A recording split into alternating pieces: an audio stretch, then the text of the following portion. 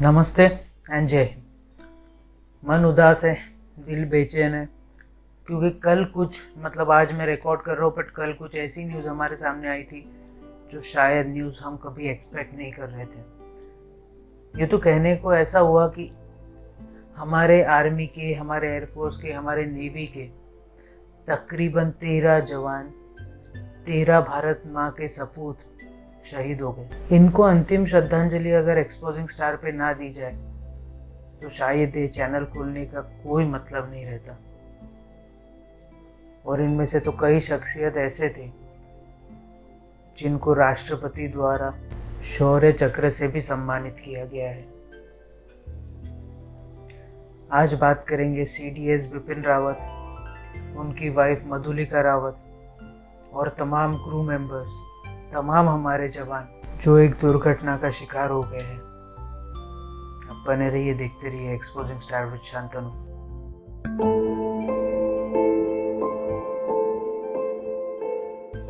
तो जैसे कि आप जानते हैं, कल सुबह लगभग 11:15 बजे बिपिन रावत और उनकी टीम, CDS बिपिन रावत और उनकी पूरी जो बटालियन थी, उनकी जो टीम थी, कोर टीम जो उन्होंने चुन चुन कर बनाई थी, वो निकलती है, अपने हेलीकॉप्टर में बैठती है और उनको जहाँ पहुँचना रहता है वहाँ पहुँचने के जस्ट 7 किलोमीटर रेडियस के पहले उनका हेलीकॉप्टर दुर्घटनाग्रस्त हो जाता है। बहुत देर तक उनको समझ में नहीं आता कि क्या हो रहा है, क्या नहीं हो रहा है। आप अभी एक वीडियो देखिए, आपको खुद समझ जाएगा कि पायलट कितना दुविधा में रहा होगा, उस पायलट के दिमाग में क्या क्या चल रहा होगा। वो पायलट जो इतने बड़े VVIP लोगों को अपने साथ लेकर जा रहा है, अपनी जान हथेली पर लेकर चल रहा है, उसके दिमाग में क्या चल रहा होगा। आप ये वीडियो देखिए।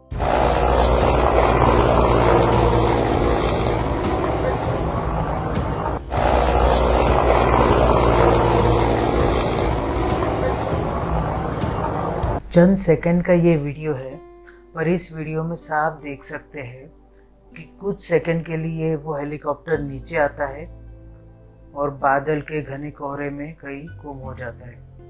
विजिबिलिटी 0 के बराबर हो जाती है।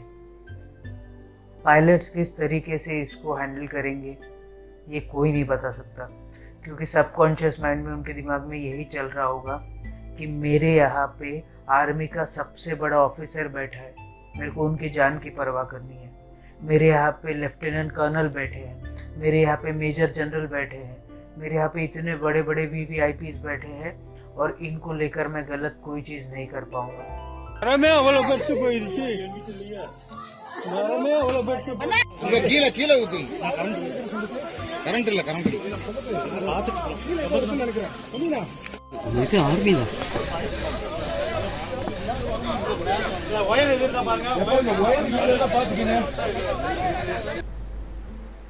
पर ना चाहते हुए भी उस पायलट से गलती हो गई। ये पायलट की गलती कहूँ या फिर मौसम का मिजाज।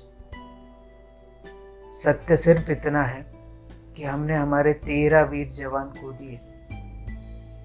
इन 13 वीर जवानों में से सबसे पहले थे जनरल बिपिन रावत।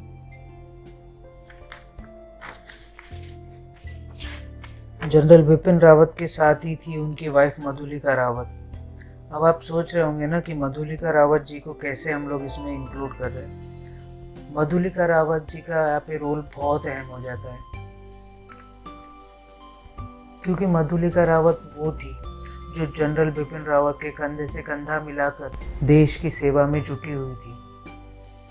मधुलिका जी जो भी मार्टर्स है, जो भी शहीद लोग हैं, उनकी जो बीवियाँ हैं, उनकी जो माएँ हैं, जो बच्चे अनाथ हो गए हैं, उनका पुनरुद्धार के लिए बहुत काम कर रही थी।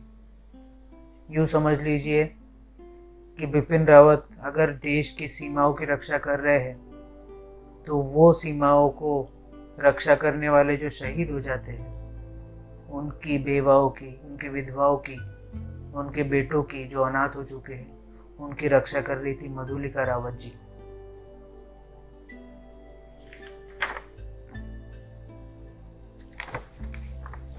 इसके अलावा इसमें थे brigadier LS Lidder, lieutenant colonel Harjinder Singh, wing commander Prithvi Chauhan, squadron leader K Singh,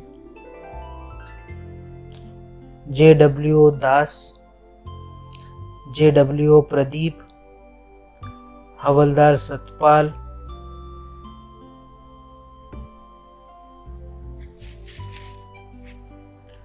नायक गुरुसेवक सिंह, नायक जितेंद्र कुमार, लांस नायक विवेक कुमार, लांस नायक साई तेजा। यूँ तो बिपिन रावत जी को बहुत लाइमलाइट मिल जाती है, बट बिपिन रावत जी के साथ और 12 लोगों ने भी शहादत दी है। फर्ज बनता है कि जाते जाते उनको भी नम आंखों से विदाई दे। बिपिन रावत जी का जो इंडियन आर्मी में या देश के लिए जो समर्पण था, उसकी कमी पूरी नहीं की जा सकती, पर उनका जो दूरदृष्टि था या फिर वो जो आगे का सोचते थे, उनके एक इंटरव्यू मैंने देखा था। उस इंटरव्यू में वो काफ़ी अच्छे से उन्होंने बोला था।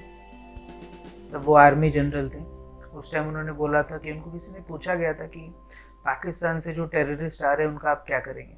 वो बोले कि ये जो आना है ये बंद नहीं होगा, बट हमारी सेना तैयार है। वो आएंगे, हम उनका वेलकम करेंगे और 2 गज ज़मीन के नीचे उनको पहुंचाते रहेंगे। अपनी हाजिर जवाबी, अपना सरल स्वभाव और नेक इरादों से CDS बिपिन रावत हमको छोड़कर चले गए, और साथ छोड़ गए हैं इतनी सारी यादें। उरी द सर्जिकल स्ट्राइक के वक्त बिपिन रावत जी का अहम रोल था। इसके अलावा म्यांमार में जो सर्जिकल स्ट्राइक्स हुई थी उसमें बिपिन रावत जी का बहुत अहम रोल था। हम लोगों को न इन वीर जवानों के लिए सिर्फ हम वीडियोस बना सकते हैं, एक दिन के लिए कैंडल मार्च कर लेंगे। देश के लिए हम लोग कुछ नहीं कर सक रहे। हम जैसी युवा पीढ़ी अगर आज ये सोचने बैठ जाए कि इन जवानों को तो पैसे ही मिलते हैं। मैंने ओमपुरी जी का एक इंटरव्यू सुना था।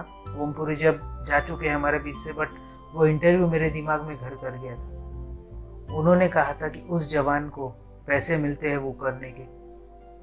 मैं सिर्फ अगर आज वो जिंदा होते तो एक चीज़ पूछना चाहता था कि सर, अगर मैं आपको पैसे दे दूं तो क्या आप अपनी जान मेरे हवाले कर देंगे?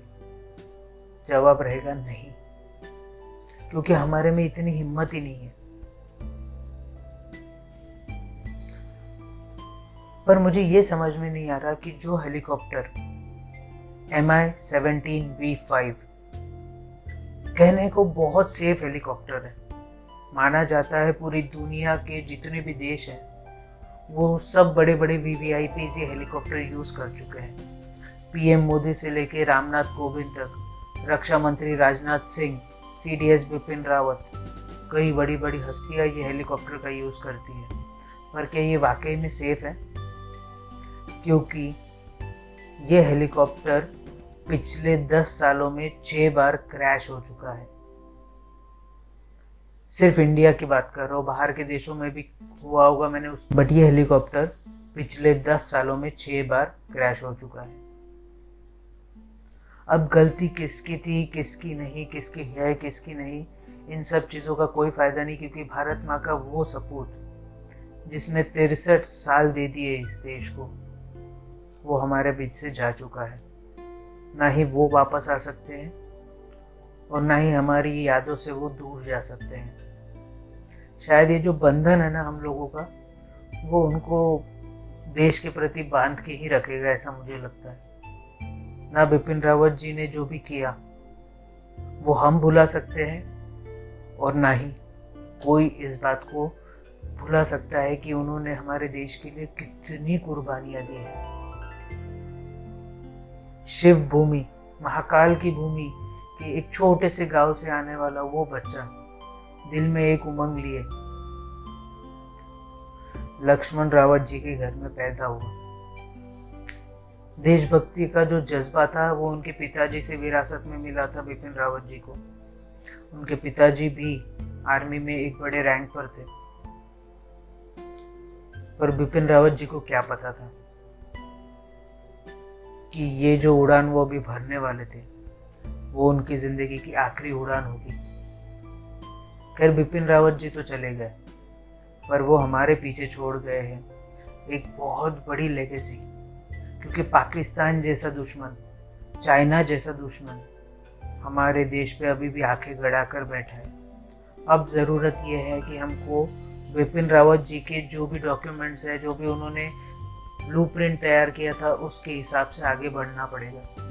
तब जाकर हम लोग इन दोनों को धूल चटाने में कामयाब होंगे, जिस तरीके से बिपिन रावत जी के ज़माने में हम चटाया करते थे। इन सब लोगों को हमारी तरफ से एक श्रद्धांजलि और 2 मिनट का मौन ज़रूर धारण करेंगे।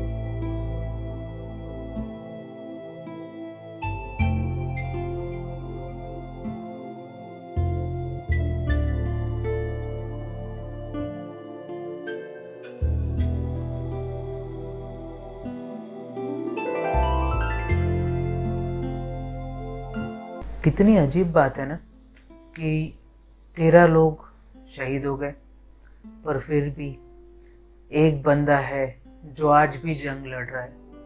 एक बंदा है जो शौर्य चक्र से सम्मानित है।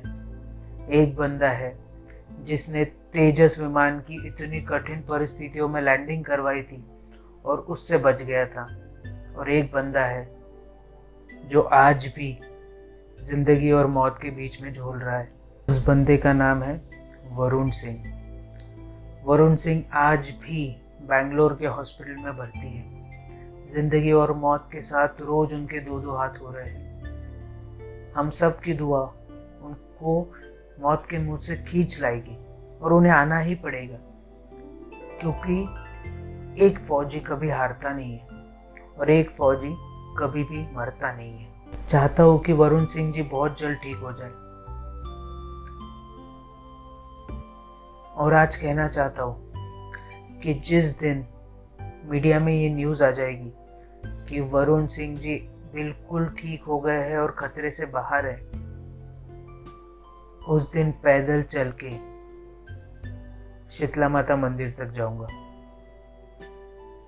अब आप इसको, जो कोई और धर्म के होंगे शायद इसको अंधविश्वास कहेंगे, पर कोई पावर है जो इस देश को, इस दुनिया को चला रही है।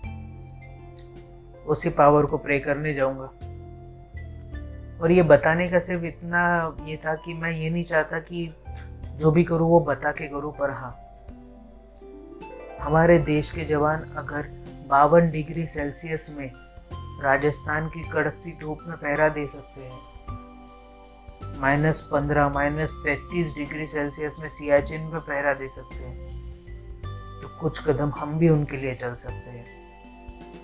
अगर पता चला कि वरुण सिंह खतरे से बाहर है, पैदल चल के शीतला माता मंदिर तक जाऊंगा, वहां से वापस आऊंगा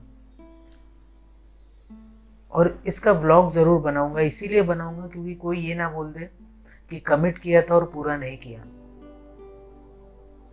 क्योंकि कमिट करता हूँ पूरा भी करूंगा। बस आप सब लोग वरुण सिंह जी के लिए दुआ करिए।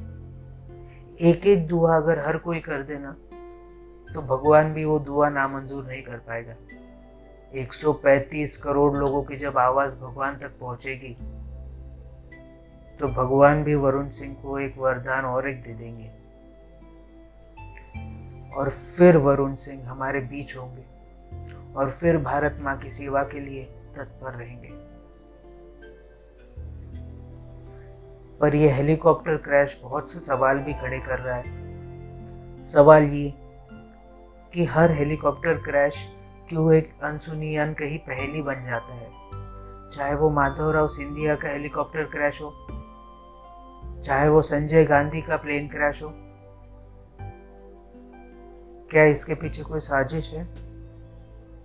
क्या इसके पीछे किसी का हाथ है? क्योंकि मैं कुछ कमेंट्स पढ़ रहा था जिसमें कहा जा रहा था, विपक्ष के कुछ नेता थे जो कह रहे थे कि सर्कल ऑफ लाइफ, आर्मी को सड़क का गुंडा इन्होंने कहा था। क्या इसके पीछे कोई साजिश हो सकती है? बहरहाल अभी तो उस हेलीकॉप्टर का ब्लैक बॉक्स बरामद कर लिया गया है। जो भी पायलट और जो वहाँ का सर्विलेंस टावर होगा उसके बीच की जो आखिरी बातचीत होगी, उससे ज़्यादा हमको पता चल जाएगा कि क्या प्रॉब्लम हुआ होगा इस हेलीकॉप्टर में, जिसकी वजह से इस तरीके का ये घटना घट गई। बस आपसे यही दुआ करूँगा कि प्लीज़ वरुण सिंह जी के लिए दुआ करिए।